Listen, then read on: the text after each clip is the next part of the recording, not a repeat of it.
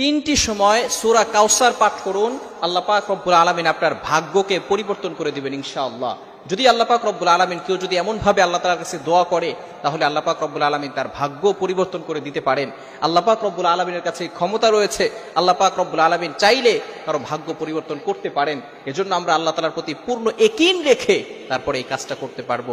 যদি আমরা এই আমলটা করতে পারি, তাহলে আমরা অনেক বিষয় আল্লাহ তাআলার কাছে দোয়া করি, কিন্তু দেখা যাচ্ছে সেই দোয়াগুলো কবুল হয় না। এই ক্ষেত্রে যদি আমরা এই আমলটা করেও দোয়া করতে পারি, তাহলে আল্লাহ পাক রব্বুল আলামিন সেগুলো অ্যাকসেপ্ট করবেন, কবুল করে নেবেন। চমৎকার একটি আমল, তিনটি সময়ে আপনি আমলটা করবেন। এটি হচ্ছে 3 দিন, অর্থাৎ বৃহস্পতিবার, শুক্রবার আর শনিবার, এই 3 দিন আমলটি করতে হবে সূরা কাউসারের আমল।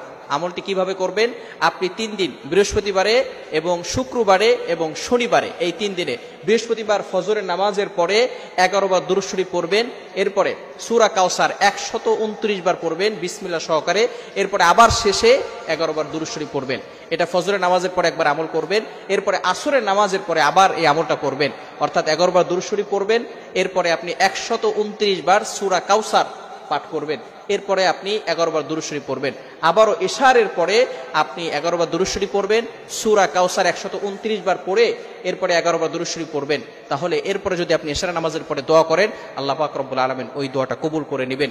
আপনার অনেক দোয়া আছে, যে দোয়াগুলো আপনি চাচ্ছেন কিন্তু হচ্ছে না, এই বিষয়গুলো যদি আপনি এই আমলটা করে করতে পারেন, ইনশাআল্লাহ আল্লাহ পাক রব্বুল আলামিন আপনার জন্য ব্যবস্থা করে দিবেন। এভাবে আপনি বৃহস্পতিবারের দিনে ফজরের পরে, এরপরে আসরের পরে, এরপরে ইশারের পরে দোয়া করবে, এই আমলগুলো করে ইশারা নামাজের পরে দোয়া করবেন। আবার শুক্রবারে সেম ভাবে ফজরের নামাজের পরে আপনি 11 বার দুরূদ শরীফ পড়বেন, সূরা কাউসার 129 বার পড়বেন, আবারও 11 বার দুরূদ শরীফ পড়ে এরপরে আপনি আল্লাহর কাছে দোয়া করবেন। এভাবে শুক্রবারের দিনও ফজরের পরে, আসরের পরে, ইশারের নামাজের পরে, আবার শনিবারের দিনও ফজরের পরে, আসরের পরে, ইশার পরে, এগুলো পরে যদি 3 দিন আপনি টানা এভাবে আমল করতে পারেন, ইনশাআল্লাহ আপনি নিজে ফলাফল দেখতে পারবেন।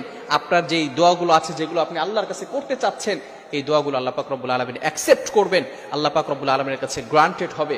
আপনি অবাক হয়ে যাবেন যে আল্লাহ পাক রব্বুল আলামিন কিভাবে মানুষকে দিতে পারেন। সুতরাং আপনি অনেক সময় দেখা যাচ্ছে হতাশ হয়ে যান, আমি এত দোয়া করছি, দোয়া কবুল হচ্ছে না কেন? ভালো করে মনে রাখবেন, দোয়া কবুল না হওয়ার যে কারণগুলো রয়েছে, তার ভিতরে 1 নাম্বার হচ্ছে হারাম ভক্ষণ করা। হারাম ভক্ষণ করা যাবে না। ইউর ইনকাম শুড বি হালাল, ইউর ফুড শুড বি হালাল, ইউর ড্রিঙ্ক শুড বি হালাল। আপনার অলওয়েজ হালাল হতে হবে, হারাম ভক্ষণ কখনো করা যাবে না।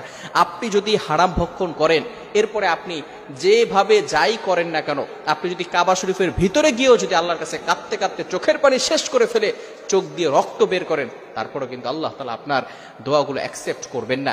এজন্য সবসময় চিন্তা করা, হারাম কাজ না করা। হারাম কাজ করলে আপনার কোনো দোয়াই কিন্তু আল্লাহর কাছে কবুল হবে না। এজন্য হারাম কাজ থেকে আমরা দূরে থাকবো এবং সঠিকভাবে আল্লাহ তাআলার কাছে চাইবো। যেই সময় চাইলে আল্লাহ পাক রব্বুল আলামিন খুশি হয়, আদবের সহিত আল্লাহ তাআলার কাছে চাইতে হবে এবং পরিপূর্ণ ইয়াকিন আল্লাহর প্রতি রাখতে হবে যে হ্যাঁ, আল্লাহ পাক রব্বুল আলামিনের কাছে আমি চেয়েছি, আল্লাহ পাক রব্বুল আলামিন আমাকে দিবেন। এই পরিপূর্ণ বিশ্বাস যদি আপনি আপনার অন্তরে ফিল করতে পারেন, অবশ্যই আল্লাহ পাক রব্বুল আলামিন আপনাকে দিবেন। আলহামদুলিল্লাহ, আমি অনেকবার আল্লাহ তাআলার কাছে চেয়েছি, আল্লাহ পাক রব্বুল আলামিন আমাকে ব্যবস্থাপনা করে দিয়েছেন।